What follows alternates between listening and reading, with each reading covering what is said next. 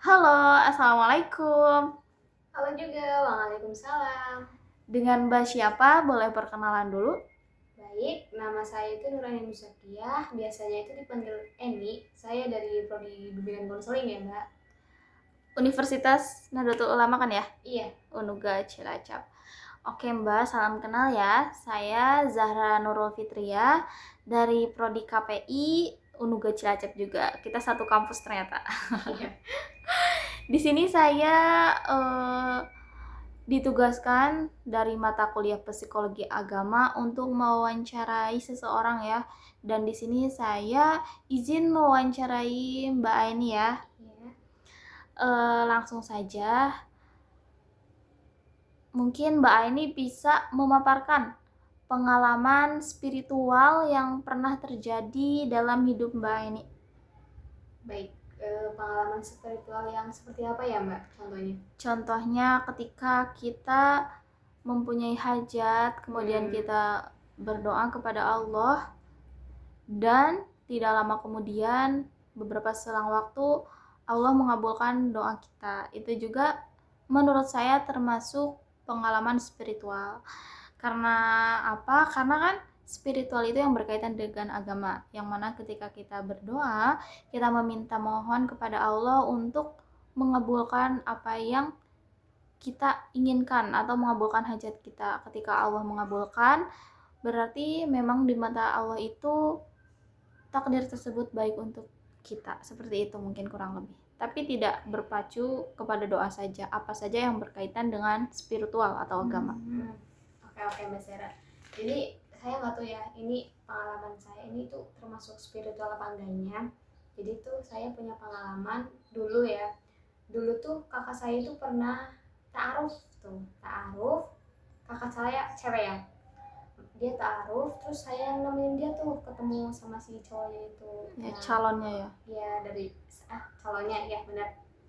Nah, dari awal saya ngeliat dia, kayak saya tuh udah ngebatin dan kayak, oh ini kayaknya gak jadi nih, kayak gitu kan. Terus pas lagi, intinya nggak cuman pas lagi ketemu awal doang, tapi kalau setiap di keluarga tuh lagi bercerita seperti dia kayak gitu ya, itu saya merasa kayak janggal dan kayak kayak nggak setuju, bukan nggak setuju ya, kayak udah firasatnya tuh nggak enak dan lain sebagainya kayak gitu kan.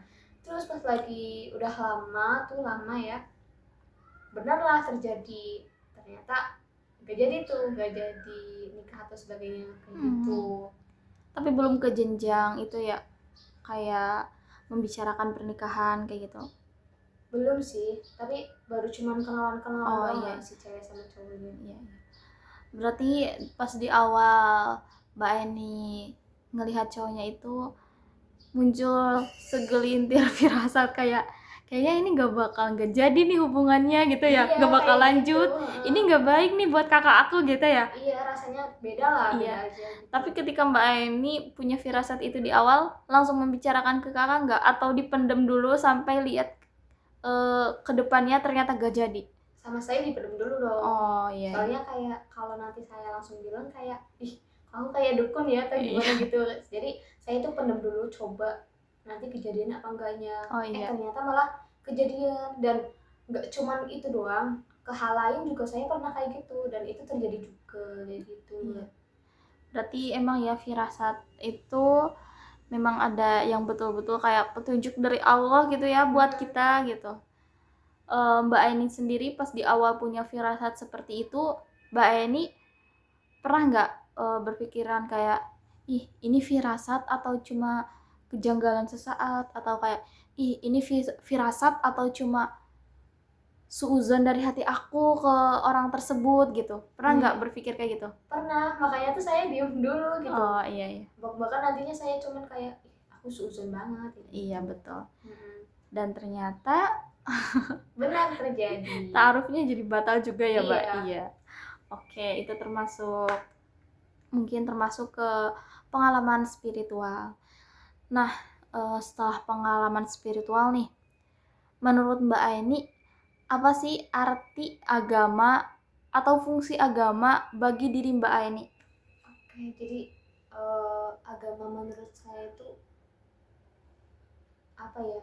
kayak landasan hidupku gitu. Agama tuh emang landasan hidupku, pedoman hidupku kayak gitu Mbak. Jadi kalau nggak ada agama nggak tahu nanti saya gimana gitu. Rasanya hampa ya. Iya. Apa yang menjadi acuan hidup Mbak Aini terhadap agama Islam itu sendiri? Contohnya gimana tuh Mbak? Ya kayak acuan hidup, kalau di Islam kayak gini berarti aku nggak boleh ngelakuin ini atau bagaimana gitu. Pernah nggak kayak punya landasan prinsip gitu? Pernah. Mbak Aini sendiri pernah mondok kan ya? Iya pernah. Iya. Selama di pondok sama sekarang kan udah nggak di pondok, apa yang Mbak Aini rasain? Kayak naik turun iman atau mungkin Mbak Aini agak kaget gitu sama lingkungan pas keluar dari pondok ketika kuliah atau bagaimana? Kayaknya saya merasakan naik turun iman ya setelah pas lagi di pondok sama sudah di pondok gitu, keluar dari pondok. Jadi kayak pas lagi di pondok itu kan kita kan kayak hidupnya tuh terstruktur banget ya Mbak ya, kayak ini harus kayak gini, ini terjadwal lah. Terus juga deket banget sama agama kan, ngaji juga dan sebagainya. Ini agama gitu. Nah pas lagi saya keluar tuh dari pondok, lumayan saya juga pondoknya nggak lama ya. Pas lagi keluar dari pondok tuh rasanya hampa banget ya, terus juga kayak imannya tuh kayak turun gitu, terus juga susah banget kayak mau ngaji dan lain sebagainya kayak gitulah. Iya. Ya udah beda lah sama dunia luar kayak gitu.